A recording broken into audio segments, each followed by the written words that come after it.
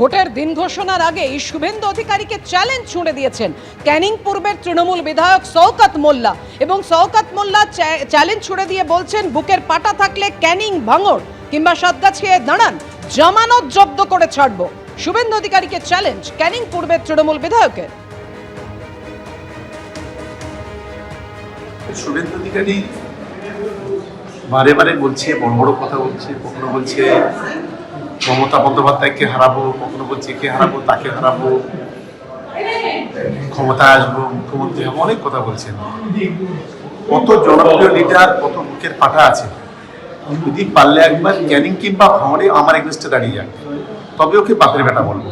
তাহলে মনে করবো যে হ্যাঁ, সত্যিকারের জনপ্রিয়তা আছে। শুধু মুখে বড় বড় কথা বলে বাজার গরম করে খুব বেশি লাভ হবে। আমি ক্যানিং পূর্ব বিধানসভা, বিধানসভা আর সাতগাছিয়া বিধানসভাটাও দেখি। এই তিনটে বিধানসভা ওকে অফার দিলাম আমি। তিনটে বিধানসভার মধ্যে ও যেখানে দাঁড়াবে আমি সেখানে দাঁড়াবো। যদি ওকে ওর জামানতটা জব্দ করে দিতে পারি, আমি রাজনীতি করবো না, আমি রাজনীতির আইনা থেকে বেরিয়ে যাবো, আমি কথা দিলাম। নিজের পার্টিতে ওনাকে জায়গা দেওয়া হচ্ছে না, মাঝে মাঝে উনি বলেন। আবার কিছু কিছু সময় দেখা যায় পার্টির অন্য লোকেরা, ওনার পার্টির অন্য লোকেরা আবার আলোচনা করেন উনি নাকি বেশি জায়গা পেয়ে যাচ্ছেন। ওরা কি বলছেন, কোথায় বলছেন, কাকে বলছেন, নাম্বার তুলতে, এসব নিয়ে বাঙালি আর আগ্রহী নয়। বাঙালি একটা বিষয় ভালো করে জানে যে যতদিন তৃণমূল থাকবে ততদিন বাঙালি বাড়ির মা বোনেদের পিঠে বানাতে ওই জাহাঙ্গীর, শওকত, আরাবুল বা এদের যারা নেতা, সেই শাহজাহানের বাড়িতে যেতে হবে। তা সুতরাং এইসব জিনিস বন্ধ করতে গেলে ভোট হবে, এবং বিজেপি আসছে, তৃণমূল যাচ্ছে, এতে কোনো সন্দেহ নেই। কয়েকদিন বলে নিন। বেলডাঙ্গা কাণ্ডে এখনো কেস ডায়েরি দেয়নি পুলিশ, আদালতে জানালো এনআইএ। পুলিশকে তীব্র ভৎসনা ব্যাংশাল আদালতের বিচারকের। টেলিফোনে আমাদের প্রতিনিধি আবির দত্ত আমাদের সঙ্গে রয়েছেন। আবির, এখনো পর্যন্ত কেন কেস ডায়েরি দেয়নি পুলিশ? আজকে আদালতে ঠিক কি হলো? হ্যাঁ দেখো, তোমাকে জানাবো যে ইতিমধ্যে আমরা জানি যে এই মামলার হিয়ারিং চলছে, নগরদায়রা আদালতে, এবং নগরদায়রা আদালতে আজকে ভারপ্রাপ্ত মুখ্য বিচারক তিনি কিন্তু প্রশ্ন তোলেন, এবং কেন অর্ডার হওয়া সত্ত্বেও এখনো পর্যন্ত কেস ডায়েরি হস্তান্তরিত করা হয়নি।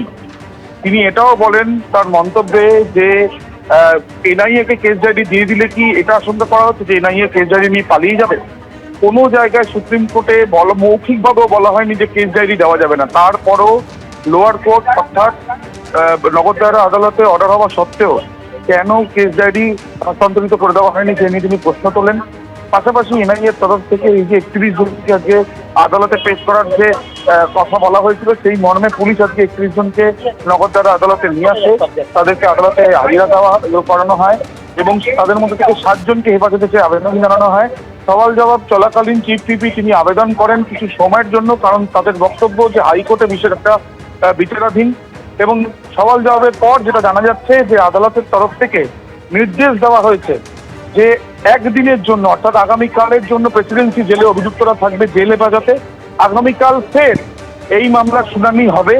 যেহেতু আমরা জানি চিফ পিপির তরফ থেকে আবেদন করা হয়েছে, হাইকোর্টে মামলাটির শুনানির সম্ভাবনা রয়েছে এবং তারা তাদের বক্তব্য সেখানে রাখছেন, এবং সেই কথাকে মাথায় রেখেই বলা যায় যে সওয়াল জবাবের পর আদালত একদিনের জন্য হেফাজতের নির্দেশ দিয়েছে এই 31 জনকে।